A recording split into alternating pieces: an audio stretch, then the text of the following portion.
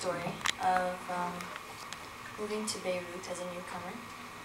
I think most of us here live in Beirut, yes? Yes. So we are familiar with its Beirutness.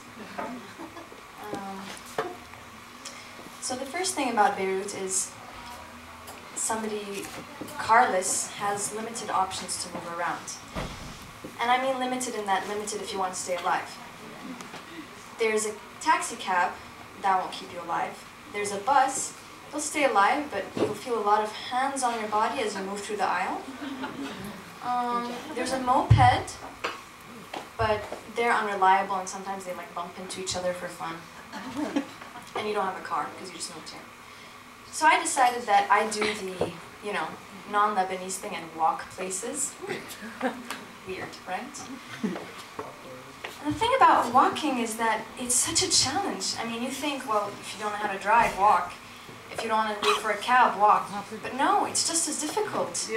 When you walk on the pavements in Beirut, there's always something there. Sometimes you might accidentally trip on a cockroach because you didn't notice that it was walking next to you, accompanying you to where you're going. Other times, there's little pieces of broken pavement that nobody seems to trip on or sprain their ankle, but somehow it always happens to you. There's a cockroach on there? You being me.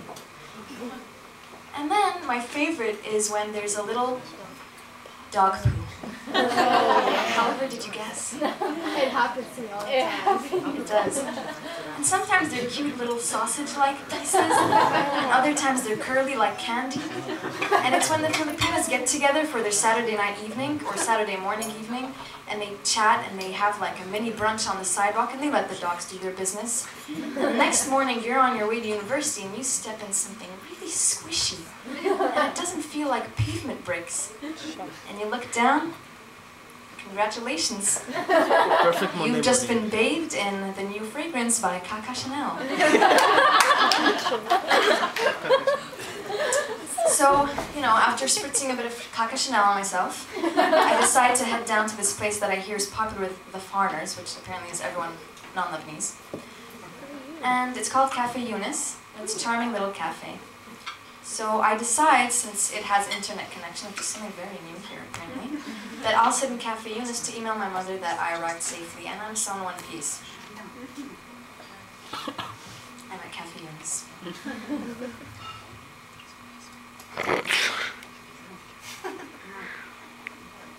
I'm distinctly aware of somebody reading my email over my shoulder. Hi, Mom. Just want to let you know I arrived safely in Beirut.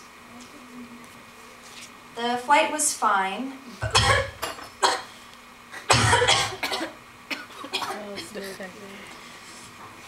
the gentleman next to me has been so kind to make sure that his friends don't suffer from his cigarette smoke. But in doing so, he's made sure to blow it away. Right into my face. I give him a look, but he doesn't notice, and I continue with my email. Hi, Mom. So, I'm here safely, when all of a sudden, the place goes black. My mother was right. She said, you're gonna go there and you think it's a nice place and everything's all fun and games, but you just wait until the war breaks out.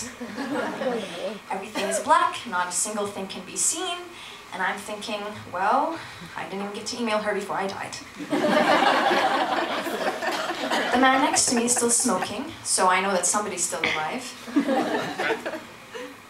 And with my heart in my throat, I ask him, are we at war?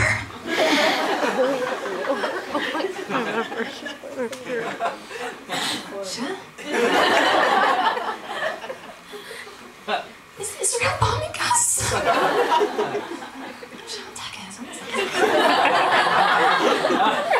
Turns back to a friend and I'm guessing either he really chilled out about a war, or maybe we're not at a war.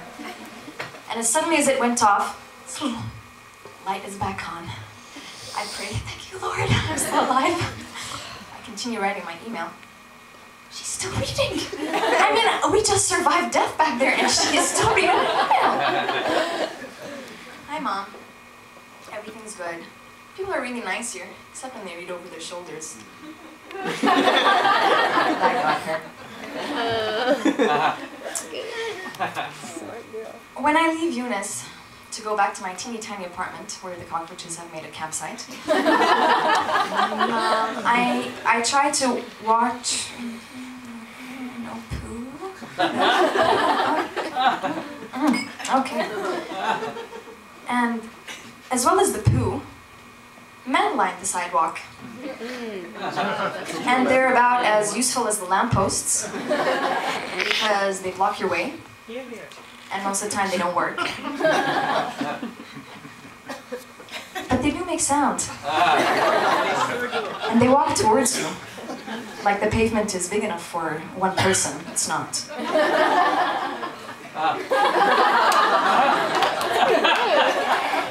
And the thing that always amazes me is how far their arms are from their bodies, like they're muscly, and they're not.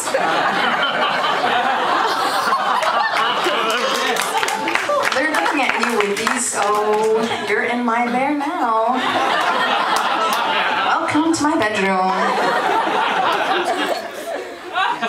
I start to understand. Now I want a shador. Wait, do they wear shadors here? Or is that somewhere else? Whatever, it's the same thing, Middle East. And so I'm walking through, and I hear, and it lasts me all the way till I get to the corner. Well, I've been here a while now. I managed my first day. It was difficult. The thing that I still gets on my nerves a little is the honking. And usually in other places you honk when you're about to die. And you can say one thing, but you need to say it really loud, so you're like, beep, and that's it. Here honk is like multi-purpose, and I like that they really make use of it. You don't just honk like, oh, I'm gonna die now. But it's honk like, you're so slow at parallel parking.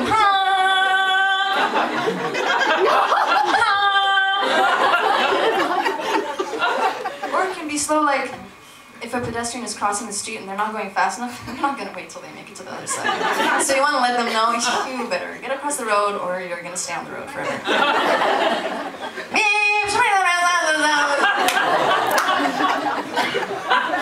There's also honking if someone's like, oh, I'm going to turn the corner now, I want to make sure there's no car. Beep, beep, beep, beep.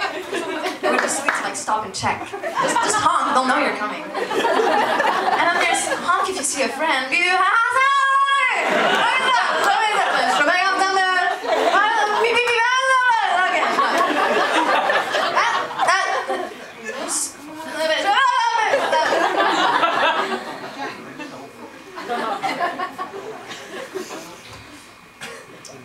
Thankfully, I'm still alive. I've become so accustomed to the city that it's built into my body. I know when to swerve to hit a hanging electricity wire. I know where the pavement is broken so I don't trip and fall.